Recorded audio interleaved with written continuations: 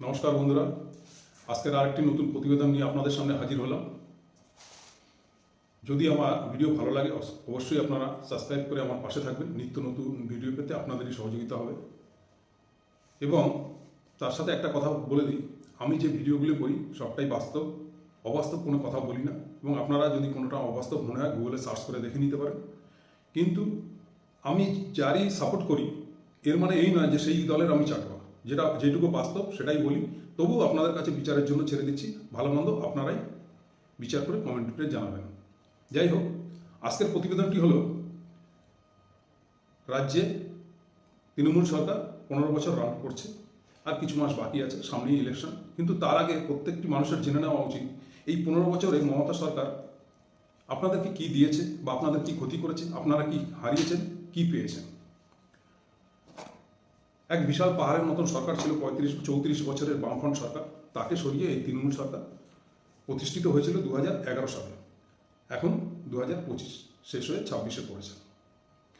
তাই আপনাদের কাছে তুলে ধরলাম তার কিছু কাজের খতিয়ান। সামনে ইলেকশন আসছে, আপনারা বিচার করবেন তাকে রাখবেন কি রাখবেন না, সবটাই আপনাদের কাছে।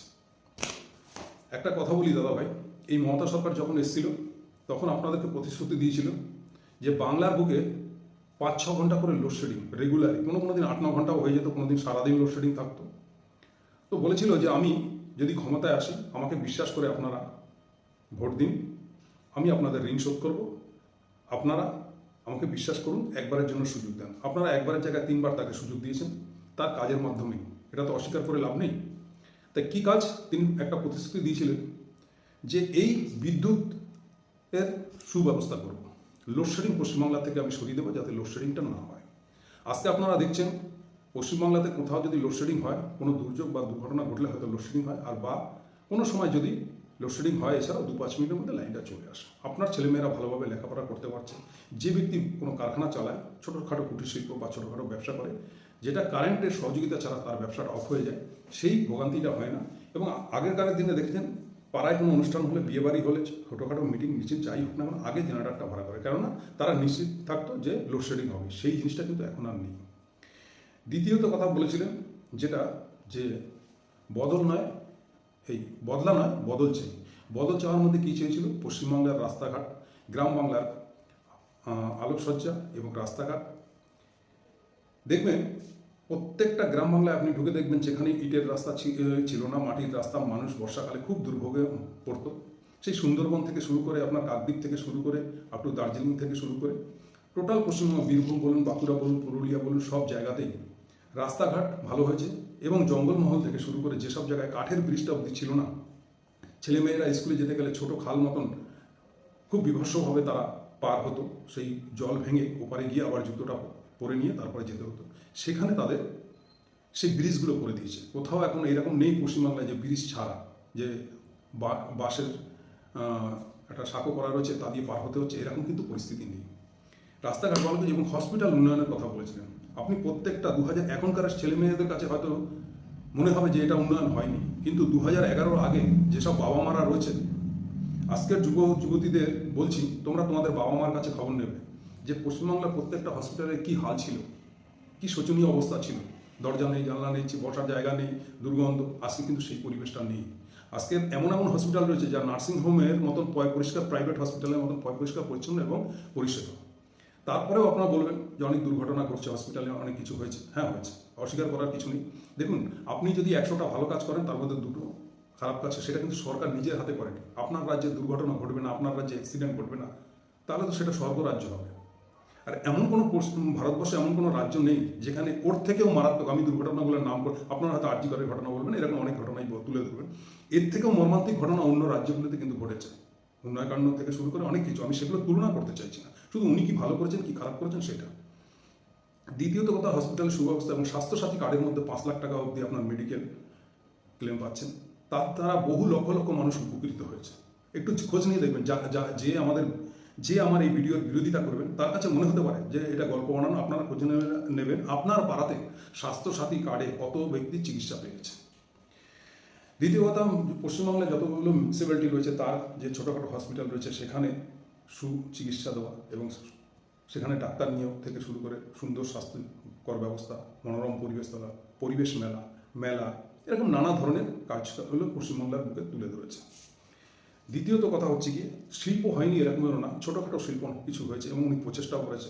যারা আদানি আম্বানির মতন লোক এখানে নিয়োগ করেছেন, একটু খোঁজ নিয়ে দেখবেন বিনিয়োগ করেছে কি করেনি। টাটা কিছু বিনিয়োগ করেছে, অনেক কিছুই করেছে। এবার আপনি বলবেন যে দিদি আসতে না আসতে একটা খারাপ করেছিল, যেটা হচ্ছে যে আপনার বলবেন সিঙ্গুরে শিল্পটাকে তাড়িয়েছে।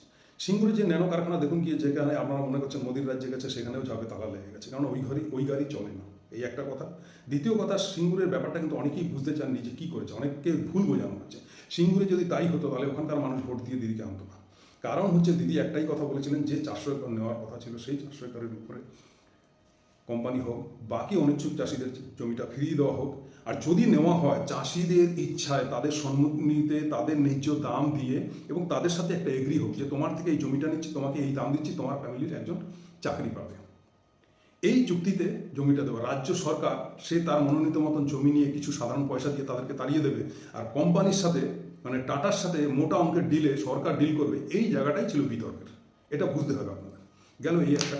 দ্বিতীয় কথা, আজকাল বলতে লজ্জা নেই, অনেক বাবা মার অনেক স্বপ্ন নিয়ে সন্তান মানুষ করে, সে গরিব হোক চাই বড়লোকের ঘরেই হোক, কিন্তু সেই সন্তানরা যখন তাদের দাম্পত্য জীবন বা বড় হয়ে জীবনযাপন করে তাদের নিজেদের মতন, তখন সেই বাবা মার যা অবস্থা তা আমরা চোখের উপরে দেখি। অনেক গরিব ফ্যামিলিতেও দেখি যে সেই বাবা মা কত অসহায় হয়ে যায় তাদের বয়সে, তাদের বার্ধক্য ভাতার ব্যবস্থা করেছে, এবং সেই বার্ধক্য ভাতায় সেই গরিব মানুষগুলো কি উপকৃত হয় একটু তাদের থেকে জেনে দেখবেন। দ্বিতীয়ত কথা হচ্ছে কি, 9 কোটি লোক বিনা পয়সায় রেশন পাচ্ছেন, সেটা কিন্তু এই দিদি ব্যবস্থা করেছেন, মানে দিদি কি রাজ্য সরকার ব্যবস্থা করেছেন। লক্ষ্মী ভাণ্ডারের মাধ্যমে প্রচুর মহিলা এই লক্ষ্মী ভাণ্ডার পাচ্ছেন, তাতে তাদের কি সাধারণ মহিলাদের উপকৃত হচ্ছে তাদের কাছেই জিজ্ঞাসা করবেন, তারা ভালো বলতে পারবে। আর অনেকে বলেন যে দান খয়রাত দিয়ে সরকার টিকে যাচ্ছে। দান খয়রাত আপনারা বলছেন, কিন্তু কোনো যে বড়লোক ঘরের মহিলারা সেই লক্ষ্মী ভাণ্ডারে কেন লাইন দিচ্ছে সেটা আপনারা উত্তর দেবেন। দিদি তো বলেনি আমি একে দেবো ওকে দেবো না, সবার জন্য করেছি। কিন্তু আপনারা যখন এতটাই ভাবেন দেশকে নিয়ে, তো তাদের মতন মহিলারা কেন? আরে দিলীপ ঘোষের ফ্যামিলি অব্দি লক্ষ্মী ভাণ্ডারের জন্য লাইন দিয়েছে, লক্ষ্মী ভাণ্ডার নিচ্ছে, আর বেশি কিছু বললাম না। আমি সেই রাজনৈতিক তর্ক বিতর্কের মধ্যে যেতে চাইছি না। দ্বিতীয়ত কথা, একটা মা যখন গর্ভবতী হয়, সেই মায়ের সুব্যবস্থা, সুচিকিৎসা, যতগুলো বুস্ট ইঞ্জেকশন নেওয়ার দরকার পড়ে, যত রকম আয়রন ট্যাবলেট থেকে শুরু করে যা কিছু, সেগুলো যাতে সে ফ্রি পায় সেই ব্যবস্থা করা। আমি দেখেছি 2011 আগে একটা বাচ্চা জন্ম হওয়ার পরে যখন হেলথ সেন্টারগুলোতে টিটেনাস নিতে যেত, তো মায়েরা বাচ্চাকে কোলে নিয়ে যেত, আর মায়েদেরকে জিজ্ঞাসা করতো যে 5 টাকা হাতে করে নিয়ে এসছো তো, সিরিঞ্জের দামটা নিয়ে এসছো তো। এখন কিন্তু সেই দিনটা নেই, কোনো সিরিঞ্জও লাগে না কিনতে, এবং ওষুধও লাগে না, এবং ফ্রি ট্রিটমেন্টটা পায়। দ্বিতীয় কথা, সেই বাচ্চাটা প্রসব হওয়ার পরে সে যাতে ভালোভাবে বাড়ি আসতে পারে, এবং মার যাতে খাদ্য, এবং বিশেষ করে মহিলা হলে সে যদি একটা এলাকার প্রতিনিধির চিঠি নিয়ে হসপিটালে জমা দেয়, সেখান থেকে কিছু অর্থ পর্যন্ত সাহায্য পায়, এবং বাড়ি আসা অব্দি গাড়ি ভাড়াটা পর্যন্ত দেয়।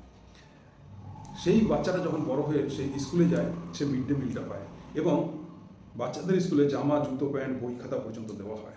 তারপরে সে যখন হাই স্কুলে যায়, হাই স্কুলে গেলে পরে সেখানেও মিড ডে মিল আছে, বই আছে ফ্রি। দ্বিতীয় কথা, ফ্রি মাইনে তো পরেই। তারপরে সে যখন 9 পাস করছে, 9-এ উঠে গেলে তাকে একটি সাইকেল দিচ্ছে, যাতে বাড়ি থেকে সে সাইকেল চালিয়ে স্কুলে যেতে পারে। এবার আপনারা বলবেন সাইকেলের প্রয়োজনটা কী? আপনার কাছে প্রয়োজন না থাকতে পারে, বাঁকুড়া, বিষ্ণুপুর, জঙ্গলমহল, পশ্চিম মেদিনীপুর, কেশপুর এসব অঞ্চলে গিয়ে জিজ্ঞাসা করুন তাদের কাছে সাইকেলটা কত মূল্যবান। তো সেই সাইকেল পাচ্ছে, তারপরে কন্যাশ্রী পাচ্ছে, তারপরে একটি মেয়ে যখন বিয়ের সময় রূপশ্রী পাচ্ছে, লেখাপড়া করার জন্য ট্যাব পাচ্ছে, এবং বিবেকানন্দ স্কলারশিপ পাচ্ছে। এরকম একের পর এক, এবং 10 লক্ষ টাকা ক্রেডিট কার্ডের মাধ্যমে শিক্ষার জন্য লোন দিচ্ছে। দ্বিতীয় কথা, অনেক বেকার জীবনে যারা ব্যবসা করতে চায় তাদেরকে 3 লক্ষ টাকা লোন দিচ্ছে। পেনশন ভুক্ত করার জন্য রয়েছে, বয়স হয়ে গেলে 60 বছরের ঊর্ধ্বে হলে। দ্বিতীয়ত কথা হচ্ছে কি, কোনো বিধবা মহিলা তাদের জন্য টাকা বরাদ্দ করা রয়েছে, তাদের জন্য বার্ধক্য ভাতা, বয়স্কদের জন্য বার্ধক্য ভাতা রয়েছে।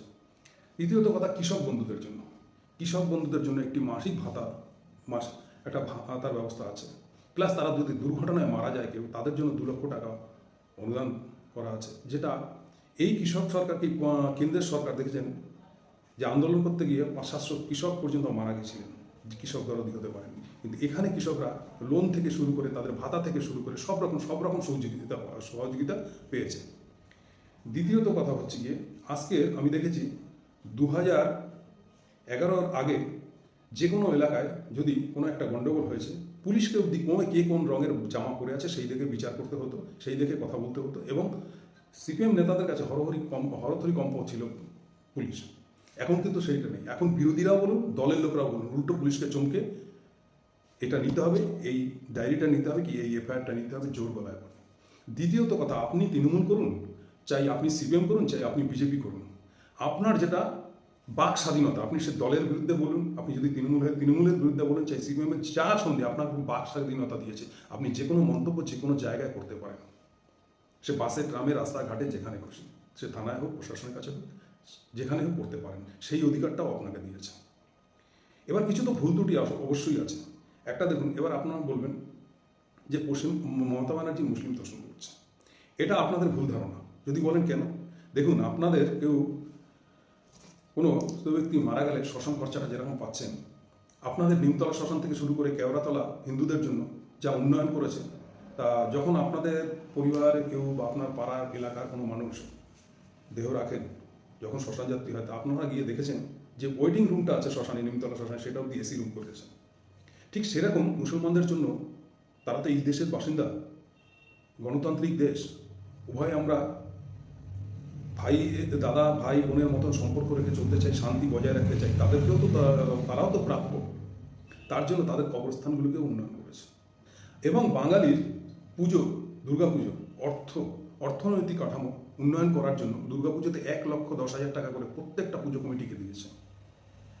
এবার দেখুন, বিরোধীরা তো বিরোধীদের মতন বলবেই, অমুক দিন মহরমকে কেন ছুটি দেওয়া হয়, অমুক দিন এইটা কেন করা হয়, এইগুলো হচ্ছে বিরোধীরা বলবেই। ধরে নিন আমাদের 5 দিন পুজো করছে, এগুলো দেখেছি তাই বলছি, 5 দিন পুজো করছে, যেদিন বিসর্জনের দিন সেদিন হয়তো মহরমের ডেটটাও সেদিনকার করছে। মমতা ব্যানার্জি বলেছে 5 দিন, অনেকে 3 দিন রাখছেন, অনেকে 7 দিন রাখছেন, ঠিক আছে, 5 দিন, ওদের মহরমটা আজকে হয়ে যাক, পরের দিন বিসর্জন দিন, এটা নিয়েও বিতর্ক। শান্তি বজায় রাখার জন্য দুটোই একসাথে করেনি, কেন বন্ধ করেনি, কেন এই করেনি, এটা হচ্ছে বিরোধিতা কিভাবে করতে হবে এবং কুমন্তব্য কিভাবে করতে হবে। শান্তি বজায় রাখবো না, এই সরকারটাকে আমার পছন্দ না, আমরা ক্ষমতা বিপাসী, আমরা ক্ষমতায় আসতে চাই, তারা নানা রকম আলোচনা করবেই, সমালোচনা করবে। আপনি একটু মাথায় নিয়ে ভেবে দেখবেন যে কতটা যুক্তিসম্পন্ন।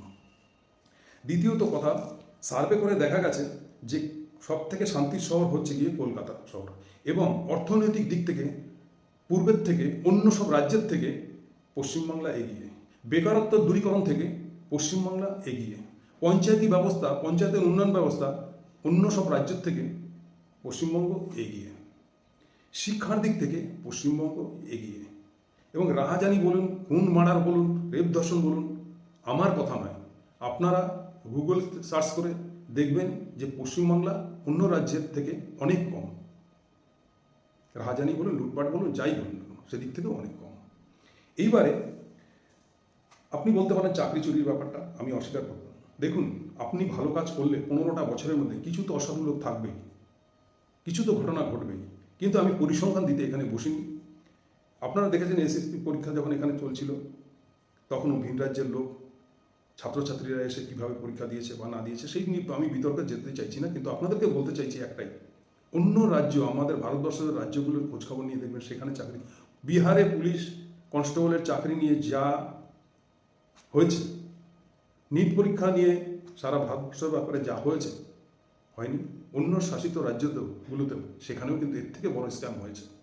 এখানে হয়নি আমি অস্বীকার করবো না, কিন্তু কে এই যে 26,000 চাকরিকে অচল করে দিয়েছিল, কেড়ে নিয়েছিল, সেই চাকরি আবার তারা ফেরত পায়, এবং কেন তিনি ফেরত অচল করে দিয়েছিল, সেই চাকরিগুলোকে কেন কেড়ে নিয়েছিল, আজকে সেই ব্যক্তি কোথায়, যাকে আপনারা ভগবান বানিয়েছিলেন। এইটা যদি নিয়ে আমি আলোচনা করতে যাই তাহলে রাজনৈতিক সমালোচনা, আমি রাজনৈতিক সমালোচনা করছি না, শুধু একটা সরকার আমাদের জন্য কি করেছে সেইটাই চিন্তা করার জন্য আপনাদেরকে তুলে ধরছি এবং ভিডিওটা করছি, যেহেতু আগামী দিন ভোট আসছে। তা আপনারা যদি মনে করে থাকেন যে 15 বছর পরে সরকার পরিবর্তন করতে, আপনারা ভাববেন আজকে অন্য সব রাজ্যগুলোতে দেখুন বাঙালিদের ধরে কিভাবে মারা হচ্ছে সেখানে, কিন্তু এখানে তো আজকে আমাদের পশ্চিমবঙ্গে বহুত উড়িয়া, এক কথা বলি উড়িষ্যাবাসী উড়িয়া, তারা বসবাস করছে, শান্তিপ্রিয়ভাবে বসবাস করছে।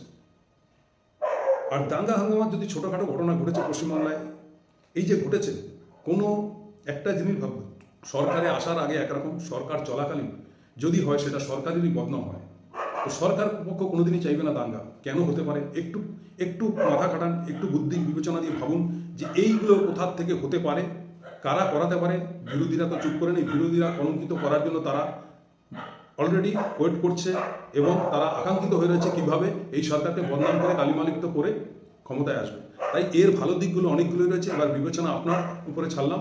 যাই হোক, বাইরে কিছু আওয়াজ হচ্ছে, আমার ভিডিওটা শর্ট করতে বাধ্য হলাম। আপনারা বিবেচনা করবেন এই সরকারকে আপনারা রাখবেন কি না রাখবেন, এবং খারাপ দিকগুলো এই সরকারের কী আছে সেগুলোও আপনারা যদি তুলে ধরেন কমেন্টের মাধ্যমে, আমি সেটা নিয়েও ভিডিও করবো, কথা দিলাম আপনারা।